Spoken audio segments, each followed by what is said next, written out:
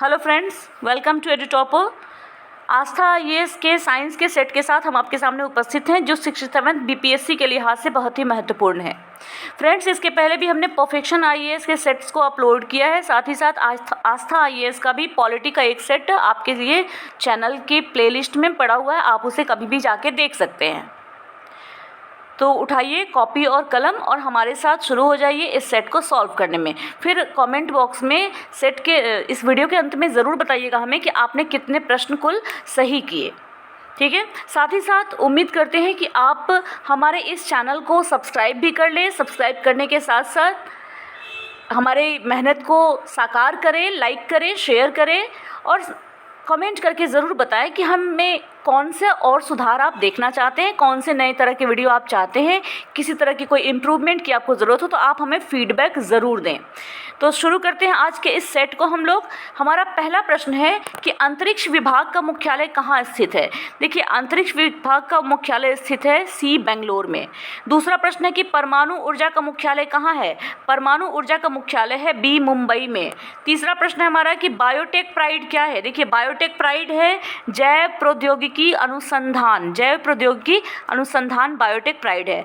चौथा प्रश्न है हमारा कि जाइकोविड किस कंपनी से संबंधित है। जाइकोविड संबंधित है कैडिला से। जाइकोविड संबंधित है कैडिला से। नेक्स्ट प्रश्न है हमारा कि गगनयान मिशन क्या है। देखिए, गगनयान मिशन जो है ये मानव युक्त भारतीय अंतरिक्ष अभियान है, जिसके तहत 2022 तक भारत के अंतरिक्ष यात्रियों को अंतरिक्ष में भेजने की योजना है। नेक्स्ट प्रश्न है हमारा कि व्योम मित्र का संबंध किससे है। व्योम मित्र का संबंध है गगनयान से। व्योम मित्र आप जानते हैं कि भारत का पहला ह्यूमनॉइड है। आगे बढ़ते हैं। डीआरडीओ के द्वारा विकसित ड्रोन कौन सा है। डीआरडीओ ने जो ड्रोन विकसित किया है वो है बी निशांत। नेक्स्ट प्रश्न है कि हाल ही में एक व्यवसायी द्वारा अंतरिक्ष पर्यटन किया गया, ये व्यवसायी कौन है। देखिए, ये व्यवसायी हैं जेफ बेजोस। नेक्स्ट क्वेश्चन है कि डीआरडीओ द्वारा विकसित कोरोना दवा का क्या नाम है। तो डीआरडीओ ने जो कोरोना की दवा विकसित की है वो है 2 इसके साथ ही नेक्स्ट प्रश्न है हमारा कि 2030 तक भारत द्वारा नवीकरणीय ऊर्जा से विद्युत उत्पादन का लक्ष्य कितना रखा गया है। तो ये रखा गया है ए 450 गीगावाट। नेक्स्ट क्वेश्चन है इसमें से कौन विषम पोषी होते हैं। देखिए, इस जो ऑप्शन दिए गए इनमें से कवक विषम पोषी होता है। नेक्स्ट क्वेश्चन है कि इनमें से किसे निर्जीव और सजीव के बीच की कड़ी कहा जाता है। तो सजीव और निर्जीव के बीच की कड़ी कहते हैं सब सेलुलर को सजीव और निर्जीव के बीच की कड़ी कहा जाता है। नेक्स्ट क्वेश्चन पे चलते हैं। किस प्रकार की बीमारियों में एंटीबायोटिक दवाओं का प्रभाव नहीं पड़ता है। देखिए, सही उत्तर है सी वायरस जनित। जो वायरस से होने वाले रोग होते हैं उसमें एंटीबायोटिक दवाओं का प्रभाव नहीं पड़ता है, इसलिए सर्दी, जुकाम, फ्लू इन चीज़ों में एंटीबायोटिक दवाएं असर नहीं करती हैं। नेक्स्ट प्रश्न है हमारा कि जेलीफिश किस संघ के अंतर्गत आते हैं। देखिए, जेलीफिश आती है सिलेंट्रेटा के अंतर्गत जेलीफिश आती है। नेक्स्ट प्रश्न है हमारा कि हाथी पाँव के वाहक जो सामान्य कृमि और आंत में पाए जाते हैं, इसका नाम क्या है। तो इसका नाम होता है निमेटोडा या एस्केल्मीथोज, है ना। लेकिन होता क्या है ना कि इसके जो भी वाहक होते हैं, जो भी परजीवी कृमि होते हैं, ये जनरली पाए जाते हैं कृमि और आंत में। ठीक है, लेकिन आप देख रहे हैं कि इसमें जो जितने ऑप्शंस हैं, गोल कृमि, पिन कृमि, टिनिया सोलियम, फेसिमोला, इसमें कहीं भी परजीवी कृमि का नाम नहीं दिया गया है, इसलिए हमारा सही उत्तर हो जाएगा ई। नेक्स्ट पे चलते हैं। इनमें से कौन मछली संघ का उदाहरण नहीं है। कौन मछली संघ का उदाहरण नहीं है। तो इसका सही उत्तर है ए सिल्वरफिश। सिल्वरफिश मछली संघ का उदाहरण नहीं है, बल्कि ये एक इंसेक्ट है। नेक्स्ट क्वेश्चन है कि इनमें से कौन सा जोड़ा असत्य है। तो देखिए, सारे को जब हम पढ़ेंगे तो हमें पता चलेगा कि इनमें से सब के सब सही हैं, कोई भी असत्य नहीं है, इसलिए हमारा आंसर होगा 17 का ई। नेक्स्ट प्रश्न पे देखते हैं, इनमें से किसे पैलेट कण भी कहा जाता है। देखिए पैलेट कण कहा जाता है राइबोसोम्स को। राइबोसोम्स जो होते हैं वो आरएनए और प्रोटीन से बनी हुई संरचनाएं हैं जिन पे कोई आवरण नहीं पाया जाता है। ठीक है, नेक्स्ट प्रश्न है हमारा कि इनमें से किसे आत्महत्या की थैली कहते हैं। देखिए बहुत महत्वपूर्ण प्रश्न है और कई बार पूछा भी गया है परीक्षाओं में। तो सही उत्तर है लाइसोसोम। लाइसोसोम को आत्महत्या की थैली या पाचन थैली कहा जाता है। नेक्स्ट प्रश्न है कि भारत में कुल परमाणु ऊर्जा संयंत्र कितने कार्यरत हैं। तो भारत में कुल 22 परमाणु ऊर्जा संयंत्र कार्यरत हैं। 21वां प्रश्न है कि इनमें से किसे आरएनए का भंडारगृह कहा जाता है। आरएनए का भंडारगृह कहा जाता है सी केंद्रिका को। 22वें प्रश्न पे हम चलते हैं। 22वां प्रश्न हमारा है कि पुरुषों में 23वां जोड़ा गुणसूत्र होता है क्या। तो इसका सही उत्तर है BXY। पुरुषों में 23वां जोड़ा गुणसूत्र XY होता है। नेक्स्ट प्रश्न है हमारा कि कौन सा जोड़ा असत्य है। तो यहाँ जितने भी जोड़े दिए गए हैं, जितनी भी चीज़ें लिखी गई सारे के सारे सही हैं, सत्य हैं, इसलिए हमारा आंसर होगा E। भोजन को पत्तियों से पौधों के अन्य भागों में ले जाए जाने का कार्य कौन करता है। तो भोजन को पत्तियों से पौधों के अन्य भागों में ले जाने का कार्य करता है फ्लोएम, बी फ्लोएम। 25वां प्रश्न हमारा है कि स्वाद का अनुभव कहाँ होता है। स्वाद का अनुभव होता है जीभ की ऊपरी सतह पर, जीभ की ऊपरी सतह पर, क्योंकि यहीं पर स्वाद कलिकाएं पाई जाती हैं, जैसे मीठा, खट्टा, नमकीन, कड़वा, इस तरह का स्वाद जो भी अनुभव होता है वो जीभ की ऊपरी सतह पर होता है। 26वां प्रश्न है कि मानव शरीर का कौन सा सबसे कठोरतम भाग होता है। तो मानव शरीर का जो सबसे कठोरतम भाग है वो होता है इनेमल। इनेमल जो होता है ना, ये दांत की ऊपरी परत होती है। लेकिन आप देख रहे हो कि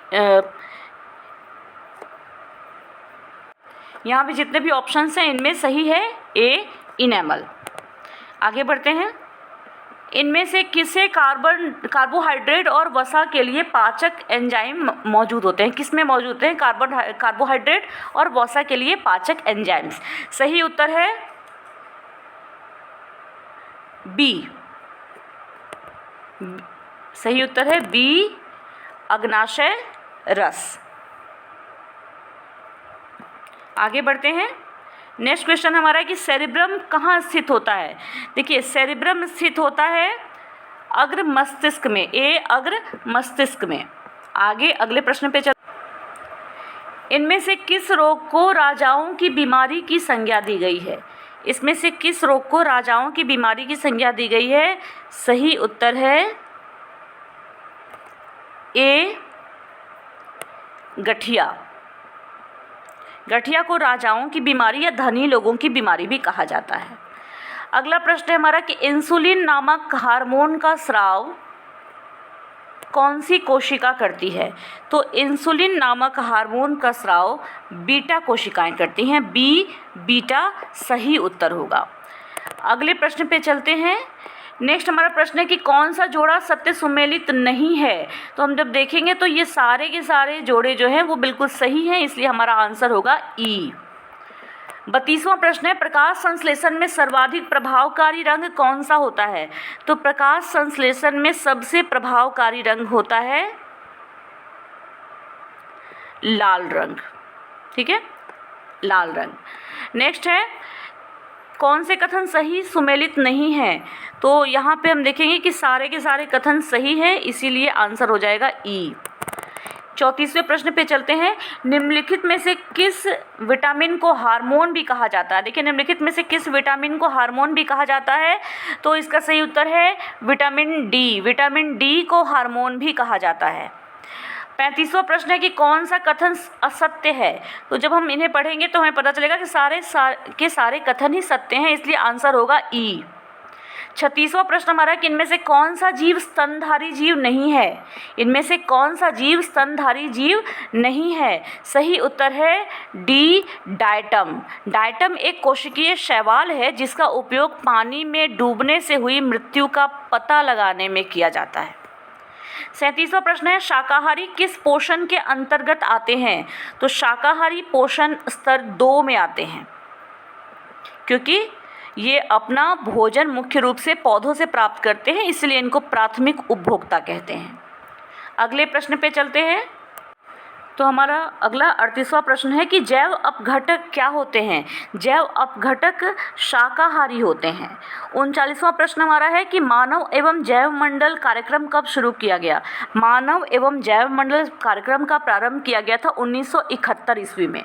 चलते हैं अगले प्रश्न पर। कैंसर के इलाज के लिए जिस रेडियो औषधि का मुख्य रूप से प्रयोग होता है वो कौन सी है।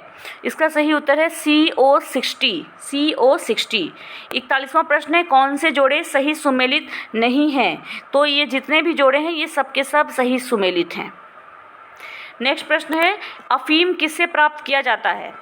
अफीम प्राप्त किया जाता है बिना पके फलों के लैक्टस से। बिना पके हुए फलों के लैक्टस से यानी कच्चे फल में चीरा लगाकर जो दूध इससे निकलता है उसी से अफीम प्राप्त किया जाता है। नेक्स्ट प्रश्न है कि सामान्यतः मानसिक बीमारी जैसे डिप्रेशन एवं अनिद्रा संबंधी उपचार में कौन सी दवा दी जाती है इनमें से। तो इसका सही उत्तर है कि ये जितने भी ऑप्शंस आपको दिख रहे हैं ये सभी मानसिक बीमारी जैसे कि डिप्रेशन और अनिद्रा संबंधी उपचार में दिए जाते हैं, इसलिए इसका आंसर होगा ई। प्रकाश वैद्युत प्रभाव के आविष्कारकर्ता कौन थे। प्रकाश वैद्युत प्रभाव के आविष्कारकर्ता थे हर्ट्ज। अगले प्रश्न पे चलते हैं। प्रत्येक वर्ष राष्ट्रीय विज्ञान दिवस मनाया जाता है कब। तो देखिए राष्ट्रीय विज्ञान दिवस प्रत्येक वर्ष मनाया जाता है 28 फरवरी को, क्योंकि 28 फरवरी को ही CV रमन ने रमन प्रभाव की खोज की थी 1930 में, इसीलिए इस दिन को प्रतिवर्ष राष्ट्रीय विज्ञान दिवस के रूप में मनाया जाता है। हमारा नेक्स्ट प्रश्न है कि औषधि विज्ञान के पिता के नाम से कौन जाने जाते हैं। देखिए औषधि विज्ञान के पिता के नाम से हिप्पोक्रेटस को जाना जाता है। चलते हैं नेक्स्ट प्रश्न पे। इनमें से किस रोग का वाहक एडीज एजिप्टी नामक मच्छर नहीं है। तो इसका सही उत्तर है डी मलेरिया। डी मलेरिया का कारण प्लाज्मोडियम नाम का प्रोटोजोआ है जिसका वाहक मादा एनोफिलीज मच्छर होता है। बाकी जो तीनों बीमारियां हैं डेंगू, चिकनगुनिया, पीत ज्वर, ये सभी का वाहक एडीज एजिप्टी नाम का मच्छर होता है। लार में मुख्यतः कितने प्रकार के पाचक एंजाइम पाए जाते हैं। देखिए लार में मुख्य रूप से 2 प्रकार के पाचक एंजाइम पाए जाते हैं। अगला प्रश्न है कि विटामिन ए का संश्लेषण गृह किसे कहा जाता है। कौन सा है। विटामिन ए का संश्लेषण गृह है यकृत। नेक्स्ट प्रश्न है कि निम्नलिखित में से कौन सा असत्य है। तो इसका सही उत्तर है सी, क्योंकि इसरो का मुख्यालय दिल्ली में नहीं है बल्कि इसरो का मुख्यालय बेंगलुरु में है। ठीक है।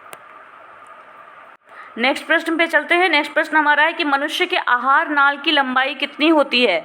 मनुष्य के आहार नाल की लंबाई होती है लगभग 30 फीट। अगला प्रश्न है दमा एवं गंजापन बीमारी की क्या वजह होती है।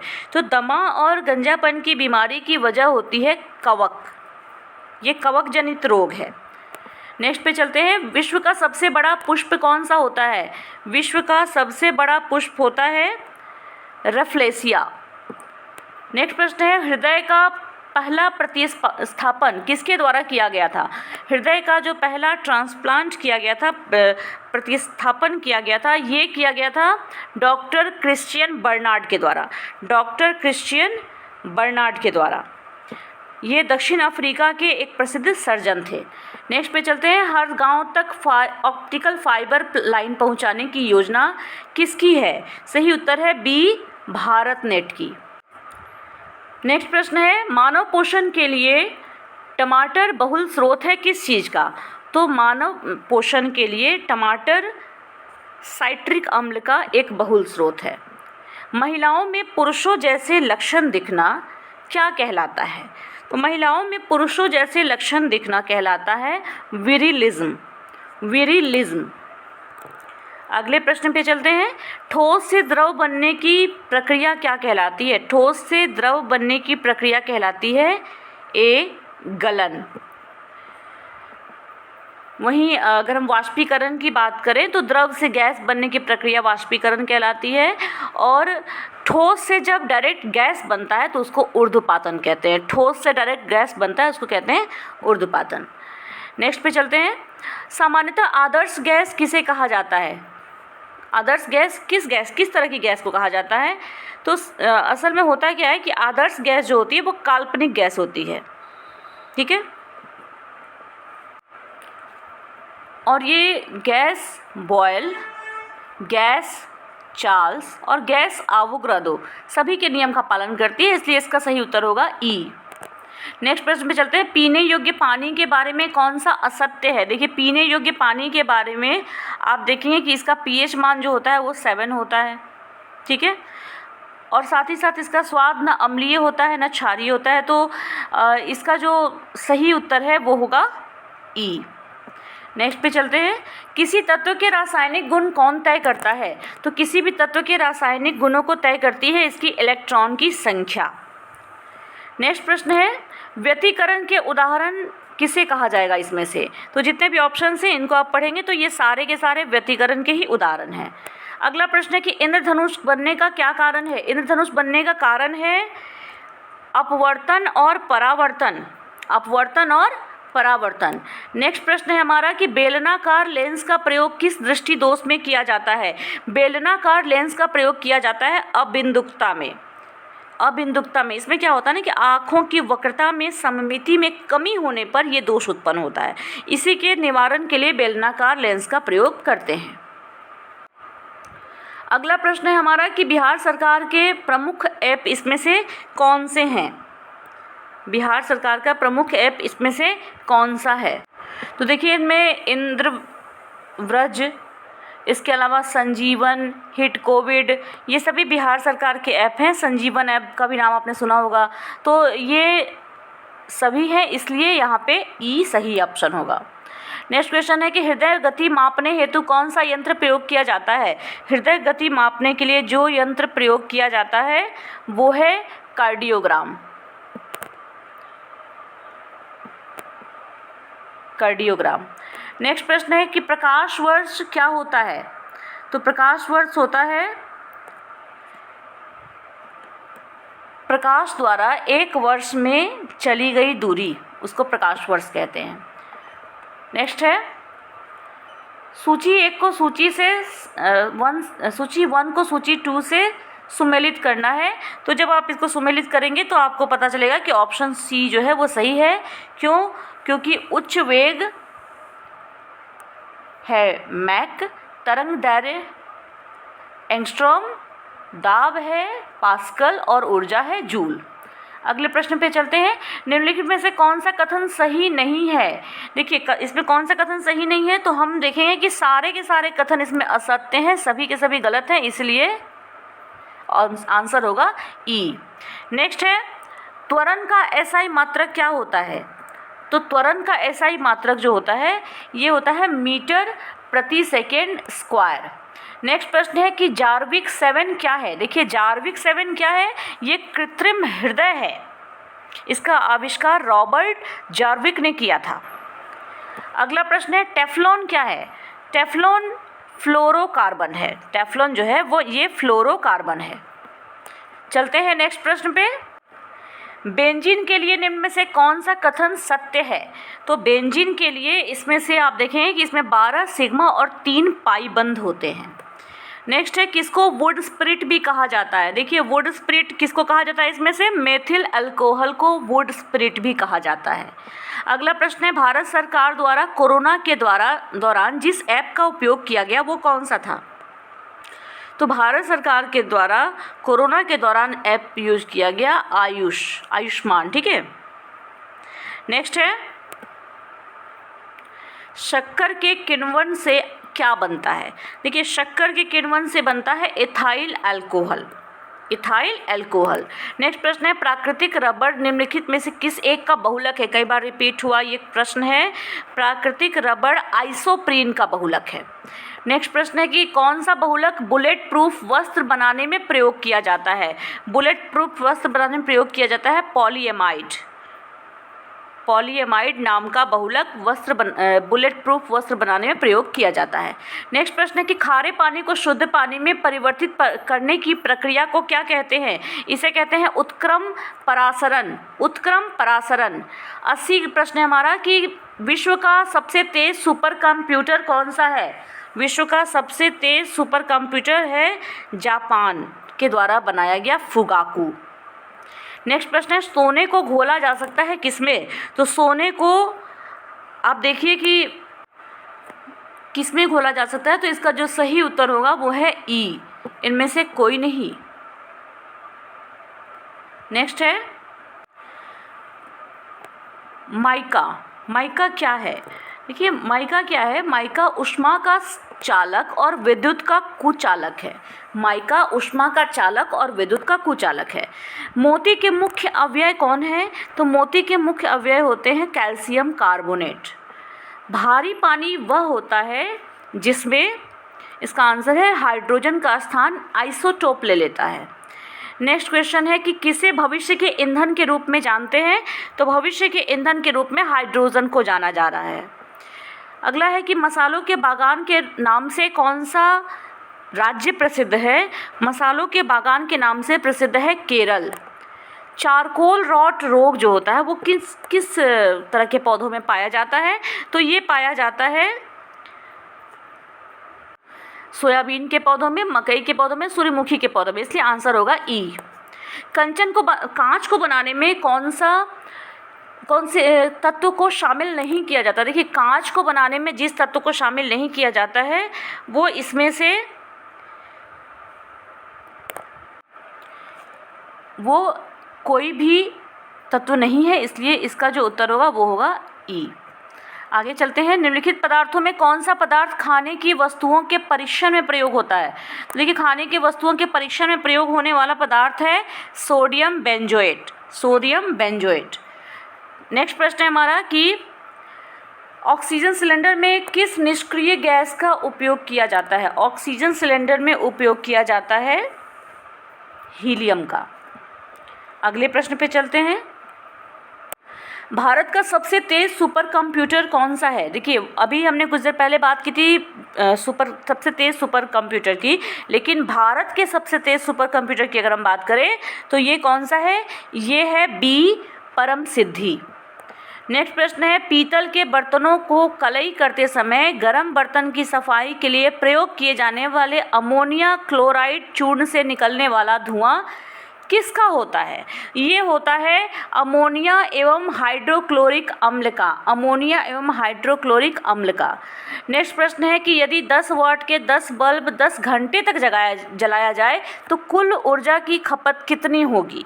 सही उत्तर है इसका, ये होगी 1 यूनिट, क्योंकि 10 वाट के 10 बल्ब जब 10 घंटे तक जलाए जाएंगे तो ये कुल हो जाएगा 1000 वाट प्रति घंटा, जो 1 यूनिट कहा जाएगा। 1000 वाट घंटा है ना, जिसको 1 यूनिट कहेंगे हम। आगे बढ़ते हैं। निम्नलिखित में से कौन सा जोड़ा सुमेलित नहीं है? कौन सा जोड़ा सुमेलित नहीं है? अगर इसकी बात करें तो ये जितने भी कथन हैं, जितने भी जोड़े, ये सभी सुमेलित हैं, इसीलिए इसमें आंसर होगा ई। नेक्स्ट प्रश्न है विद्युत चालकता की यूनिट क्या है? तो विद्युत चालकता की जो यूनिट है वो है म्हो। 96 क्वेश्चन है डायनेमो परिवर्तित करता है। डायनेमो किसको किस में परिवर्तित करता है? तो डायनेमो जो है वो यांत्रिक ऊर्जा को विद्युत ऊर्जा में परिवर्तित करता है, यानी सी हमारा सही उत्तर होगा। नेक्स्ट है कि आइंस्टाइन को भौतिकी के लिए नोबेल कब दिया गया था? आइंस्टाइन को भौतिकी के लिए नोबेल पुरस्कार दिया गया था 1921 में। नेक्स्ट प्रश्न है कि पॉलीमरेज चेन रिएक्शन का प्रयोग किया जाता है किस में? देखिए पॉलीमरेज चेन रिएक्शन का प्रयोग किया जाता है डीएनए प्रबंधन तकनीक में। अगले प्रश्न पे चलते हैं। नेक्स्ट है कि पॉलीमरेज चेन रिएक्शन की खोज के लिए केरी बिमुलिस को कब नोबेल प्रदान किया गया?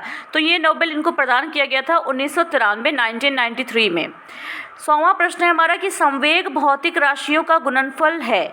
संवेग कौन सी भौतिक राशियों का गुणनफल है?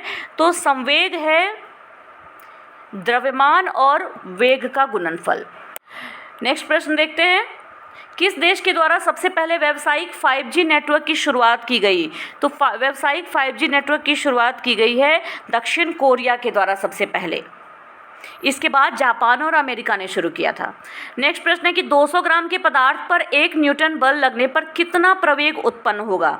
तो देखिए 200 ग्राम के पदार्थ पे अगर 1 न्यूटन बल लगता है तो प्रवेग जो उत्पन्न होगा वो होगा 5 मीटर प्रति सेकंड स्क्वायर। नेक्स्ट है, पदार्थ का जड़त्व उसकी किस भौतिक राशि का माप बताता है? पदार्थ का जो जड़त्व होता है वो बताता है उसके द्रव्यमान का माप, कि क्योंकि होता क्या है कि अगर किसी वस्तु का द्रव्यमान अधिक है तो उस वस्तु की गति का प्रतिरोध भी अधिक होगा, द्रव्यमान कम है तो वस्तु की गति का प्रतिरोध भी कम होगा। अगले प्रश्न पे चलते हैं, जी का मात्रक क्या है? जी अर्थात गुरुत्वीय त्वरण का जो मात्रक होता है वो होता है मीटर प्रति सेकंड स्क्वायर। नेक्स्ट प्रश्न है कि पदार्थ का संवेग 2 गुना होने पर उसकी गतिज ऊर्जा कितने गुना बढ़ेगी? अगर किसी पदार्थ के संवेग को 2 गुना कर दिया जाए तो उसकी गतिज ऊर्जा कितनी गुना बढ़ेगी? तो सही उत्तर है इसका कि वो 4 गुना बढ़ेगी। आगे बढ़ते हैं कि कौन सा इलेक्ट्रॉनिक विन्यास फ्लोरीन के लिए है? जितने भी यहाँ पे इलेक्ट्रॉनिक विन्यास आपको दिए गए इनमें से कौन सा फ्लोरीन के लिए है? तो 2 और 7 ये फ्लोरीन के लिए है। अगला प्रश्न है कि इसमें से किसमें धन विद्युत प्रभार होता है? यानी पॉजिटिव विद्युत प्रभार होता है, पॉजिटिव चार्ज किसमें होता है? तो इसका सही उत्तर है बी अल्फा किरण। ठीक है, बी अल्फा कण जो होते हैं इन्हीं में पॉजिटिव चार्ज होता है। नेक्स्ट प्रश्न पे चलते हैं। अगला प्रश्न हमारा है कि निम्नलिखित में से कौन सा तत्व रासायनिक दृष्टि से निष्क्रिय है? सही उत्तर है ए नाइट्रोजन। अगर रासायनिक दृष्टि से देखा जाए तो नाइट्रोजन निष्क्रिय होता है क्योंकि ये साधारण ताप पर न तो जलता है न अन्य धातुओं से यौगिक बनाता है। नेक्स्ट प्रश्न पे चलते हैं। नेक्स्ट प्रश्न हमारा है कि कौन सा सैकरीन बनाने में व्यवहार होता है? इनमें से कौन सा सैकरीन बनाने में व्यवहार होता है?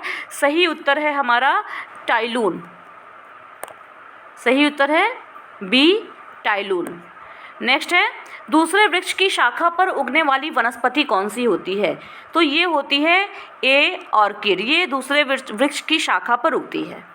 नेक्स्ट प्रश्न है कि स्पुतनिक टीका किस देश वाला विकसित किया गया है? देखिए स्पुतनिक टीका जो है ये विकसित किया गया है रूस के द्वारा। नेक्स्ट प्रश्न है कि बिजली के संरक्षक तार की विशेषताएं क्या होती हैं? बिजली के संरक्षक तार की जो विशेषताएं होती हैं वो होती हैं कि इनका प्रतिरोध उच्च होता है और गलनांक निम्न होता है, इसलिए इसका ऑप्शन ए सही है। अगला प्रश्न है कि अम्लों के बारे में कौन सा कथन सही नहीं है? तो अम्लों के बारे में ये सभी कथन सही है कि अम्ल नीले लिटमस को लाल बना देते हैं, स्वाद में खट्टे होते हैं, क्षारों के साथ मिलकर लवण का निर्माण करते हैं। लेकिन ये जो पहला कथन है ना कि सभी अम्लों में ऑक्सीजन विद्यमान है, ये सही नहीं है। सभी अम्लों में ऑक्सीजन विद्यमान नहीं होता है। 114वां प्रश्न है हमारा कि पनीर बनाने में कौन से किण्वन का प्रयोग होता है? देखिए पनीर बनाने में रेनिन एंजाइम किण्वन का प्रयोग होता है। नेक्स्ट प्रश्न है, भूपर्पटी में प्रचुर मात्रा में पाए जाने वाले मूल तत्व हैं एल्यूमिनियम, ऑक्सीजन, सिलिकॉन। इनकी मात्रा का सही अवरोही क्रम क्या है? तो देखिए इसका सही अवरोही क्रम है ऑक्सीजन, सिलिकॉन और एल्यूमिनियम। यानी भूपर्पटी में सबसे ज़्यादा मात्रा में ऑक्सीजन पाया जाता है, इसके बाद सिलिकॉन और उसके बाद एल्यूमिनियम। तो हमारा सही उत्तर हुआ डी। अगले प्रश्न पे चलते हैं। नेक्स्ट प्रश्न हमारा है कि ट्रैकोमा किस अंग का रोग है? देखिए ट्रैकोमा किस अंग का रोग है? ये है आँखों का रोग। इसमें क्या होता है कि संक्रमण होने पर आँखों की पलकों में धीरे धीरे घाव होने लगता है और ये अंदर की तरफ मुड़ने लगता है। आगे बढ़ते हैं। नेक्स्ट है,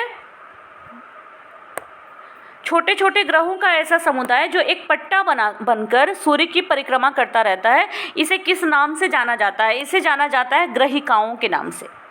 नेक्स्ट प्रश्न है, कौन सा एक जीवित कोशिका में कोशिकांगों का कार्य ऊर्जा घर है? कौन सा एक जीवित कोशिका में कोशिकांगों का कार्य ऊर्जा घर है? तो ये इसका सही उत्तर है बी माइटोकॉन्ड्रिया। आप जानते हैं कि माइटोकॉन्ड्रिया को हम ऊर्जागृह के नाम में रूप में जानते हैं, लेकिन साथ ही साथ एक बात और ध्यान रखिए कि ये केवल और केवल पादप कोशिकाओं में ही पाया जाता है। अगला प्रश्न है हमारा कि कौन पादप कोशिकाओं में पाई जाती है लेकिन जंतु कोशिकाओं में नहीं। इसका सही उत्तर है प्लास्टिड एवं कोशिका भित्ति। प्लास्टिड एवं कोशिका भित्ति होता क्या है कि दो कोशिका जिसमें सुसंगठित जो केंद्रक नहीं होता है, यानी केंद्रक झिल्ली अनुपस्थित होती है, वो प्रोकैरियोटिक कोशिका कहलाती है। पादप कोशिका जो होती है वो जंतु कोशिका से बिल्कुल भिन्न होती है, क्योंकि इसमें कोशिका झिल्ली के बाहर कोशिका भित्ति होती है। दो रंगीन संरचनाएं जिन्हें प्लास्टिड कहते हैं, ये केवल और केवल पादप कोशिका में ही पाई जाती है। आगे बढ़ते हैं। नेक्स्ट प्रश्न है हमारा कि सौर ऊर्जा पैनल में मुख्य रूप से किस अर्धचालक का उपयोग किया जाता है। तो इसमें उपयोग किया जाता है सिलिकॉन का। नेक्स्ट है पीलिया प्रभावित करता है कौन से अंग को। तो पीलिया प्रभावित करता है बी यकृत को, यानी लीवर को। नेक्स्ट प्रश्न है हमारा कि कीट जो मनुष्य के लिए उपयोगी नहीं है वो कौन से कीट हैं। देखिए इनमें से कौन सा कीट है जो मनुष्य के लिए उपयोगी नहीं है। तो सही उत्तर है धान में लगने वाला घुन। अगला प्रश्न है लोहे का जंग लगना क्या कहलाता है। लोहे का जंग लगना कहलाता है ऑक्सीकरण। ये ऑक्सीकरण की प्रक्रिया होती है जिसके कारण लोहे में जंग लगता है। जो लोहे का ऑक्सीजन के साथ प्रतिक्रिया होने पर एक भूरे रंग की परत बनती है जिसे हम जंग कहते हैं, जो आयरन ऑक्साइड बनने के कारण होता है। आगे चलते हैं। निम्नलिखित में से कौन प्राकृतिक वरण के सिद्धांत का प्रस्तुत करता है। देखिए प्राकृतिक वरण के सिद्धांत का यानी एवोल्यूशन के सिद्धांत का प्रस्तुतकर्ता जो है वो है चार्ल्स डार्विन। इसके बाद हमारा अगला प्रश्न है कि एक तत्व जो सभी अम्लों के लिए सामान्य है वह कौन सा तत्व है। एक तत्व जो सभी अम्लों के लिए सामान्य है वो कौन सा तत्व है। सही उत्तर है बी हाइड्रोजन। नेक्स्ट है कि इनमें से कौन एक अधातु है जो सामान्य तापक्रम पर तरल है। इनमें से कौन सा एक अधातु है जो सामान्य तापक्रम पर तरल होता है। सही उत्तर है ए ब्रोमीन। अगले प्रश्न पे चलते हैं। किस एक दृश्य स्पेक्ट्रम में न्यूनतम तरंग दैर्घ्य का रंग होता है। जो मान लीजिए कि एक दृश्य स्पेक्ट्रम जो है इसमें सबसे कम तरंग दैर्घ्य का रंग कौन सा होता है। तो सबसे कम तरंग दैर्घ्य का रंग होता है डी बैंगनी। आपने सुना होगा बैनी आह पी ना ला, जिसमें बैंगनी सबसे पहला और लाल सबसे अंतिम होता है, यानी कि बैंगनी रंग का तरंगदैर्घ्य सबसे कम और लाल रंग का तरंगदैर्घ्य सबसे अधिक होता है। नेक्स्ट प्रश्न है कि मानव निर्मित तीव्र प्रकाश स्रोत का सबसे अच्छा उदाहरण इसमें से क्या है। सही उत्तर है ए लेज़र।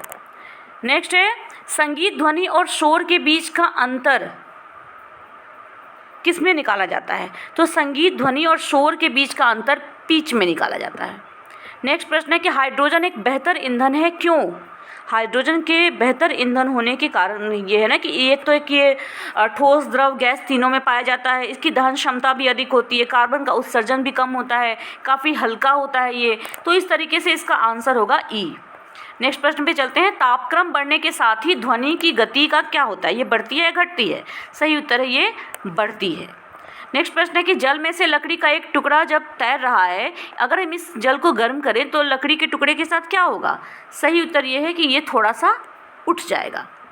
अगला प्रश्न है जर्मन सिल्वर एक मिश्र धातु है किन चीज़ों की।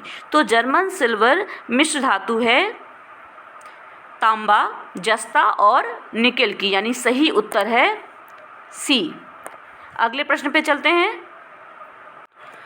अगला प्रश्न है हमारा कि उच्चतम इलेक्ट्रॉन बंधुता एवं आबंध ऊर्जा वाला सबसे अधिक पाया जाने वाला हैलोजन कौन सा है। तो उच्चतम इलेक्ट्रॉन बंधुता और आबंध ऊर्जा वाला सबसे अधिक पाया जाने वाला हैलोजन है क्लोरीन, यानी जिसकी परमाणु संख्या है 17। नेक्स्ट प्रश्न है कि धोने का सोडा निम्नलिखित में से कौन होता है। देखिए धोने का सोडा होता है बी, यानी Na2CO3, जिसे हम सोडियम कार्बोनेट भी कहते हैं। इसको धोने का या धोवन सोडा भी कहते हैं। नेक्स्ट प्रश्न है सिल्वर रिवॉल्यूशन का निम्नलिखित में से किससे संबंध है। देखिए सिल्वर रिवॉल्यूशन का संबंध है ए पोल्ट्री फार्मिंग से। नेक्स्ट है थोड़ा सा इसके बारे में बता दूं कि फ़िश फार्मिंग जो होता है उसका संबंध होता है ब्लू रेवोल्यूशन से। ठीक है, आगे बढ़ते हैं। नेक्स्ट है कि नाइट्रोसोमोनास किसके ऑक्सीडेशन में मदद करता है। देखिए नाइट्रोसोमोनास जो है ये मदद करता है अमोनिया से नाइट्राइट के ऑक्सीडेशन में। ठीक है, अमोनिया से नाइट्राइट बना करके, क्योंकि हम जानते हैं कि अमोनिया के ऑक्सीकरण से नाइट्राइट और नाइट्रेट बनते हैं और इसमें मदद करता है नाइट्रोसोमोनास। आगे बढ़ते हैं। बीओडी क्या है? बीओडी है biochemical oxygen demand. Biochemical oxygen demand. Next प्रश्न है कि आदमी के सलाइवा में कौन सा एंजाइम होता है। आदमी के सलाइवा में टाइलिन नाम का एंजाइम होता है। नेक्स्ट प्रश्न है प्रोटियम, ड्यूटेरियम एवं ट्राइटियम ऑक्सीजन के क्या हैं? तो ये सभी ऑक्सीजन के आइसोटोप हैं। आइसोटोप हैं। नेक्स्ट प्रश्न है कि एक कैटलिस्ट का क्या काम होता है। देखिए एक कैटलिस्ट का काम होता है किसी भी रासायनिक अभिक्रिया की गति को बढ़ा देना, है ना, यानी रेट ऑफ रिएक्शन को बढ़ा देना, और कई बार ये रेट ऑफ रिएक्शन को घटा भी देता है। यानी कि कैटलिस्ट का काम है रेट ऑफ रिएक्शन को बढ़ाना और घटाना दोनों, यानी सी हमारा सही उत्तर होगा। नेक्स्ट प्रश्न है कि आधुनिक आवर्त सारणी में तत्व किस ऑर्डर में लिखे गए हैं। तो आधुनिक आवर्त सारणी में तत्व लिखे गए हैं बढ़ते हुए एटॉमिक नंबर के क्रम में। अगले प्रश्न पे चलते हैं। नेक्स्ट प्रश्न है हमारा कि बायोगैस में मीथेन कितने प्रतिशत है। देखिए बायोगैस में मीथेन का प्रतिशत कितना है, तो ये है 60 से 65%। ठीक है, 60 से 65%। नेक्स्ट प्रश्न है कि फास्फोरस का कौन सा अयस्क नहीं है। देखिए इसमें से फास्फोरस के ये तीनों अयस्क हैं और ग्रेनाइट जो है ये फास्फोरस का अयस्क नहीं है। 145वां प्रश्न है हमारा कि परमाणु के नाभिक में क्या क्या होते हैं। परमाणु के नाभिक में होते हैं प्रोटॉन और न्यूट्रॉन, यानी बी हमारा सही उत्तर होगा। नेक्स्ट है कि आँख के किस भाग पर वस्तु का प्रतिबिंब बनता है। वस्तु का प्रतिबिंब जो होता है वो बनता है आँख के रेटिना पर। अगला प्रश्न है हमारा